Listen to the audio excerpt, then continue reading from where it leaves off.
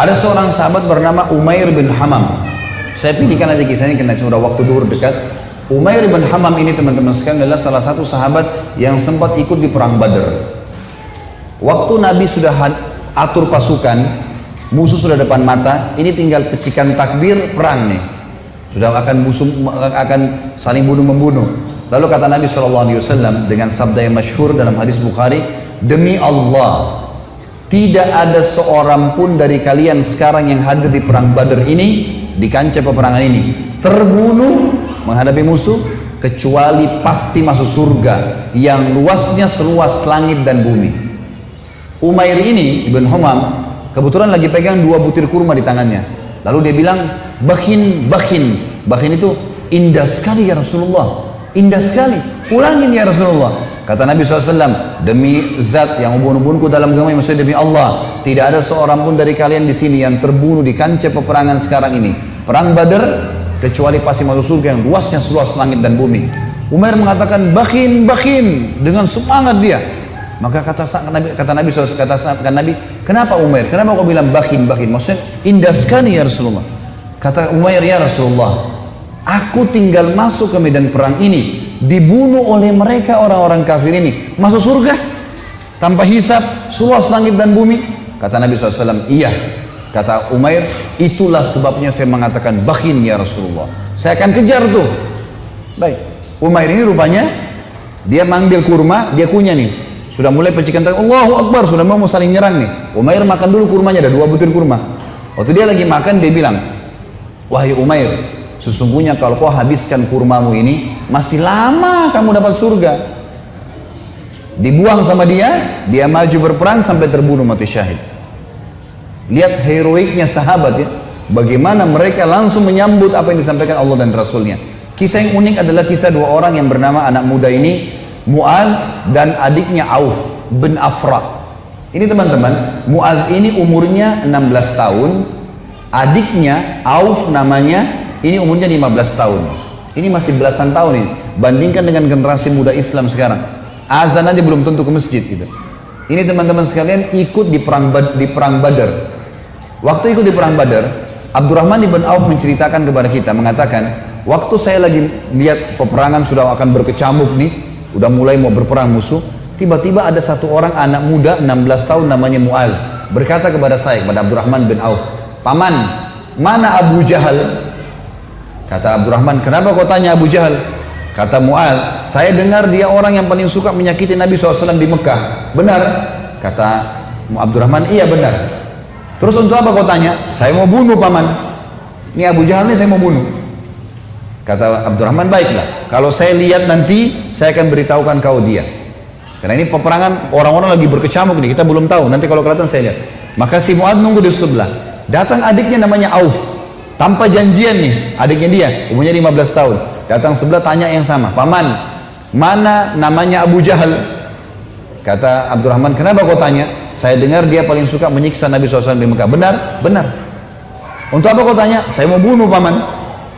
Kata Abdurrahman, baiklah, kalau saya lihat saya akan tunjukkan. Kata Abdurrahman, sementara 2 di kiri kanan saya ini sudah ada gemuruh-gemuruh suara orang sudah mau perang. Tiba-tiba Abu Jahal dari kejauhan kelihatan. Abu Jahal itu dari kepalanya sampai kakinya, kudanya juga sampai kakinya semuanya besi. Yang kelihatan cuma matanya saja.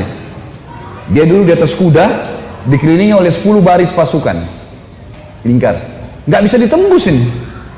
Bayangkan kalau satu orang berdiri, ada orang buat lingkaran, lingkaran pertama, lingkaran kedua, sampai 10 lingkaran. Gimana caranya menembus nih? Kata Abdurrahman, waktu saya lihat, saya bilang, itu Abu Jahal. Waktu saya bilang, itu Abu Jahal, kata Abdurrahman, demi Allah, si Mu'adz sama Auf seperti 2 anak panah yang melesit ya, dilepas dari busurnya. Lari dua-dua ini, menembus 10 baris itu. Tebas sana, tebas sini, naik di atas pundaknya, sampai ke Abu Jahal. Dan dua-duanya menebasin pedangnya, sampai kena ke pahanya Abu Jahal. Sobek pahanya Abu Jahal ini, berdarah, jatuh dari kuda. Gitu kan. Abu Jahal ini rajanya mereka ya. Rajanya orang-orang Mekah waktu itu. Dan kalau ini kalah, ini mati, berbubar semua di pasukan. Yang terjadi teman-teman sekalian, si Auf, si adik ini 15 tahun, dikeroyoki oleh pengawal-pengawalnya Abu Jahal, mati syahid. Si Mu'adz ini sempat nangkis-nangkis, tangannya kena tebasan pedang. Tapi dia sempat keluar gitu kan. Dia keluar dari medan perang, 16 tahun teman-teman sekalian. Diambil imamahnya, diikat tangannya sama dia. Yang sobek itu, diikat sama dia. Dia masuk melawan satu tangan. Waktu dia lagi perang, dia rasa tangannya ini mengganggu dia. Kesakitan kan? Dia mau cari mati syahid nih. Dia keluar ke kancah peperangan, tangannya ini diinjak sama kakinya, ditarik sama dia. Diputus sekalian. Dia masuk berperang sampai terbunuh teman-teman sekalian. 15 sama 16 tahun yakin mati di medan perang, ini adalah syahid. Gak ada rasa takut sama sekali. Ini luar biasa bagaimana. Kisah yang lain Abu Dujana. Abu Dujana radhiyallahu anhu ini sahabat Nabi, pernah begini, Syammah namanya dia Syammah ya. Beliau pernah ini Nabi SAW pegang pedang di perang Uhud. Udah masuk waktu? Hah? Hah?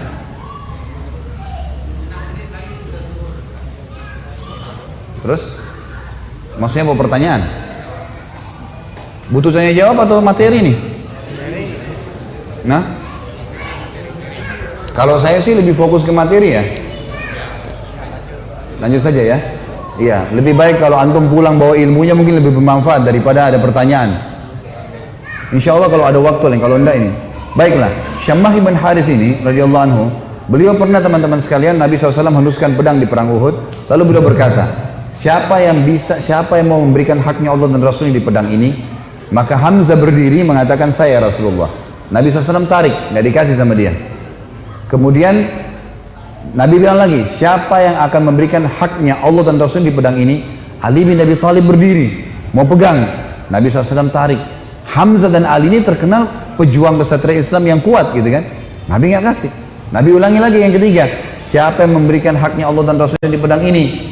Maka berdiri lagi teman-teman sekalian, sahabat Nabi yang ketiga, yang sangat terkenal juga adalah Mikdad. Mikdad ini terkenal, Umar bin Khattab jadikan dia seperti kekuatan 1000 orang. Saya Rasulullah, Nabi SAW tarik, nggak dikasih. Nabi ulangi yang keempat kali, siapa yang memberikan hak dan Rasulnya di pedang ini? Maka Abu Dujana ini, Syammah ini berdiri mengatakannya, Rasulullah, apa haknya Allah dan Rasulnya di pedang itu? Maka kata Nabi SAW, engkau mengambilnya dan engkau menghantamkan ke musuhmu pakai perang ini sampai pedang ini bengkok. Kata Syammah, baik Rasulullah, saya akan berikan haknya, kasih ke saya pedang itu. Maka Nabi SAW pun memberikan pedang itu, karena Nabi SAW ingin sahabat ini bertanya dulu apa haknya Allah dan Rasulnya di pedang itu. Maka diambil oleh Abu Dujana. Lalu Abu Dujana ini memegang pedangnya, lalu imamahnya tadinya warna merah, warna hitam, diganti warna merah sama dia. Zaman itu kalau pakai imamah merah berarti mau mati gitu. Dipakai warna merah sama dia, pedang itu dipakai, dipegang di dadahnya sambil dia mengayun-ayunkan pedang itu di hadapan musuh orang Quraisy di perang Uhud ya. Belum perang ini. Lalu Nabi SAW lihat, Nabi mengatakan, sungguh perilakunya Syammah ini dibenci oleh Allah. Tidak disuka sama Allah nih, perilaku sombong. Kecuali di posisi seperti ini, kecuali di medan perang, boleh kalian tunjukkan keterampilan kalian depan musuh. Tapi kalau enggak, ya di lainnya Allah marah. Maka Abu Dujana pun akhirnya memegang pedang tersebut teman-teman sekalian. Yang terjadi adalah ada seorang sahabat namanya Ka'ab radhiyallahu anhu. Ka'ab ini berkata, waktu saya lihat Abu Dujana sudah mulai masuk menyerang musuh di medan perang, saya penasaran bagaimana Abu Dujana memberikan haknya Allah dan Rasulnya di pedang itu. Saya pun melihat ada satu orang kafir yang sangat kuat menyerang orang-orang Islam, tebas sana, tebas sini, badannya kekar. Maka saya berdoa kepada Allah di kancah peperangan. Ka'ab berdoa, semoga orang kafir ini ketemu dengan Abu Dujana. Ternyata Allah kabulkan doa saya, dia bilang. Tiba-tiba Abu Dujana ini berhadapan sama musuh orang kafir itu. Dan waktu berhadapan, mereka akhirnya duel berdua. Dan saking serunya duelan Abu Dujana dengan orang kafir ini, sampai orang-orang di kancah peperangan berhenti perang menyaksikan duelnya mereka, karena luar biasa. Orang kafir berhenti, orang muslim berhenti menyaksikan bagaimana Abu Dujana perang. Sampai akhirnya Abu Dujana ditebas sama orang tersebut dengan pedang dengan sangat kuat, ditangkis sama perisai sampai perisai itu terbelah dua dan pedangnya orang kafir melengket. Maka Abu Dujana pun akhirnya menebaskan pedang itu ke arah orang kafir, yang sampai membuat orang kafir itu terbelah bagian setengah badannya. Akhirnya matilah orang itu. Maka kata Ka'ab, aku pun akhirnya menghadap ke Abu Dujana dan dia berkata, wahai Ka'ab, bagaimana pendapatmu? Bagaimana yang kau lihat dengan ini? Maka dia pun tersenyum. Artinya Abu Dujana betul-betul mengerjakan apa yang diperintahkan oleh Allah dan Rasulnya. Tentu dalam medan perang cukup banyak kisah-kisah teman-teman sekalian. Juga ada kisah yang sangat unik sebenarnya, saya disimpulkan, insya Allah 1 menit saja. Ada namanya Hamrat Asad. Waktu para sahabat kalah di perang Uhud, ada 70 sahabat mati syahid. Sisanya, kan sahabat yang pergi perang Uhud itu 700 orang ya. 70 orang mati, jadi sisa 630 orang. 630 orang ini teman-teman sekalian semuanya luka parah. Kita tutup dengan kisah ini ya. Luka parah semuanya. Nabi pun berdarah pipinya, keningnya berdarah sallallahu alaihi wasallam, giginya pecah. Pundaknya sempat dihantam oleh Ibnu Qami'ah. Beliau mengatakan saya rasakan sakitnya sebulan. Ini sahabat semua, 630 orang luka semuanya. Dan minimal mereka luka 5 luka di tubuhnya. Di dalam kisah ini dikatakan teman-teman sekalian, pulanglah mereka ke Madinah di perang Uhud. Sedih, sahabat banyak yang kalah. Waktu itu karena awal peperangan menang, pulang ke Madinah. Waktu masuk di Madinah, tiba waktu maghrib. Sahabat-sahabat ini 600 orang banyak tidak bisa ke masjid. Nggak bisa. Ada 2 anak muda umur 14 tahun sama 15 tahun. Sama 15 sama 16 tahun. Tapi bukan si Auf tadi, orang lain ini. Ini anak muda ini saking banyaknya luka di badannya sampai ditaruh di atas kuda, lalu diturunkan, dimasukkan di dalam rumah, ibunya tinggal rawat, nggak bisa bergerak apa-apa lagi. Sholat pun dalam kondisi isyarat mata, udah sakit semua nih, gitu kan? Baik, habis sholat subuh teman-teman, turun perintah Allah. Ini 1 hari setelah perang Uhud, ada perang namanya Hamrat Asad, nama lokasi. Hamrat Asad ini nama lokasi, Asad artinya singa. Hamrat ini wilayah warna merah karena gunungnya banyak warna merah. Perintah Allah kepada Nabi Muhammad SAW, perintahkan semua sahabat Muhammad yang ikut di Uhud kemarin, 630 orang yang luka itu, semuanya keluar lagi, kejar lagi itu orang-orang Quraisy. Pasukan kalah ya, luka semua. Maka tersebar berita, pemanggil-pemanggil Nabi, hai sahabat-sahabat Nabi yang kemarin ikut Uhud, bukan orang baru, yang luka-luka parah, semuanya oleh Nabi disuruh ngejar menuju ke Hamrat Asad, kejar Quraisy. Maka sahabat-sahabat banyak, diantaranya Usaid bin Khudair, ada yang lagi nempel daun untuk mengeringkan lukanya, dicabut sama dia. Sami'na wa ata'na, kami patuh dan tenang. Dicabut semua luka-luka mereka yang tempel-tempelan, mereka pergi sambil ngalir darah. Ada 2 orang anak muda 15 sama 16 tahun. Ini di sini di riwayat tidak disebutkan namanya, yang tertidur di atas ranjang, ibunya ngerawat, sholat pun dengan isyarat mata. Waktu dengar ada orang teriak, wahai yang hadir kemarin di Uhud, semuanya tidak terkecuali telah turun perintah Allah kepada Rasulnya Muhammad SAW untuk mengejar Quraisy. Tidak 1 orang pun boleh tinggal di Madinah. Luka parah. Maka adik kakak ini bersebelahan tidurnya. Kakaknya bilang, wahai adikku, tidak mungkin kita tinggal di atas ranjang begini sementara panggilan Rasulullah ada 16 dan 15 tahun ini. Maka kata adiknya, bagaimana caranya kak? Kita nggak bisa bergerak nih. Apa kata kakaknya? Demi Allah, saya akan seret kamu sekali, kamu seret saya sekali, sampai kita menjawab panggilan Allah dan Rasulnya.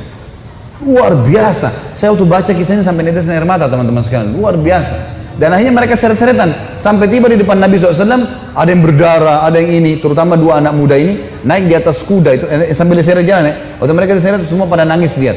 Ini luar biasa orang ini. Dan akhirnya sahabat ini semuanya pergi ke sana. Pas Quraisy dengar 630 pasukan yang kemarin kalah, tidak ada orang baru yang datang, bukan tenaga baru cuma yang kemarin, mau berperang, Quraisy tidak berani kembali. Mereka takut, ini jangan sampai luar biasa nih, kok bisa sampai luka parah mau kembali gitu. Maka mereka tidak berani kembali dan tersebar berita kalau setelah kekalahan di Uhud, 1 hari setelahnya di Hamrat Asad, muslimin memenangkan peperangan. Dan ini mengobati luka-luka mereka. Tapi saksi bahasan teman-teman bagaimana mereka luar biasanya dalam mempertahankan agama ini. Allahu a'lam. Tentu